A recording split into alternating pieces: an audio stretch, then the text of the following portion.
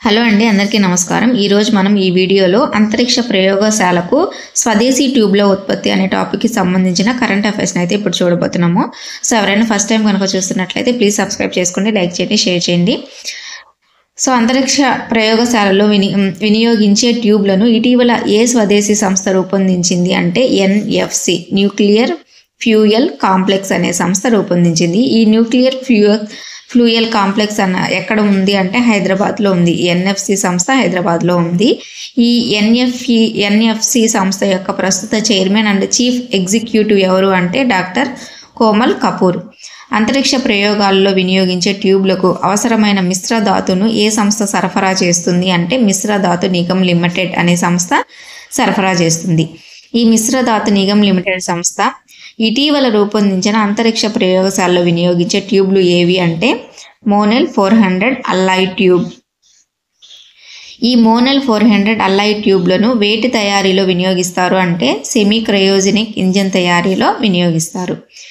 ఈ semi cryogenic ఇంజన్ల తయారీ భారతదేశంలో ఎక్కడ చేపడుతుంది అంటే తమిళనాడులోని మహేంద్రగిరిలోని ఇస్రో ప్రొపల్షన్ కాంప్లెక్స్లో చేపడుతుంది.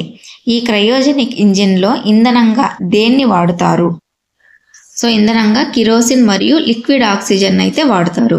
ఈ క్రయోజెనిక్ ఇంధన పరిజ్ఞానం కలిగిన ప్రపంచంలోని దేశాలు ఏవి అంటే USA, Russia, Japan, Bharat, France మరియు చైనా దేశాలు.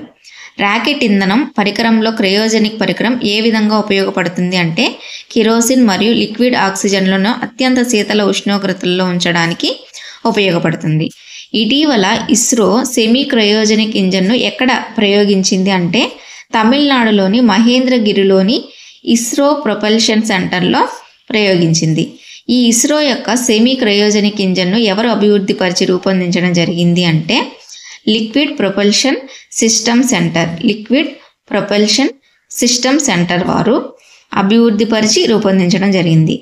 ఈ ఎల్పిఎస్సి యొక్క ప్రధాన కార్యాలయం ఎక్కడ ఉంది అంటే తిరువనంతపురంలో ఉంది.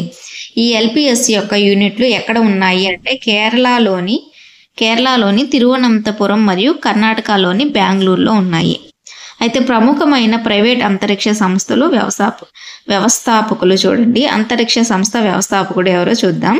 బ్లూ ఆరిజన్ వచ్చేసి బెజోస్, స్పేస్ ఎక్స్ వచ్చేసి ఎలాన్ మస్క్, విర్జిన్ గెలాక్టిక్ వచ్చేసి రిచర్డ్ బ్రాన్సన్. నెక్స్ట్ మానవ అంతరిక్ష యాత్రలో ప్రధాన ఘట్టాలు చూద్దాం. 1961లో అంతరిక్షంలోనికి ప్రయాణించిన మొదటి మానవుడు యూరి గగారిన్. 1984లో అంతరిక్షంలోనికి వెళ్ళిన మొట్టమొదటి భారతీయుడు రాకేష్ శర్మ. 2001లో ప్రపంచంలో మొట్టమొదటి అంతరిక్ష ప్రయాణికుడు స్పేస్ టూరిస్ట్ ఎవరు అంటే డెన్నిస్ టిటో. సో ఇవండి ఈరోజు కరెంట్ అఫైర్స్.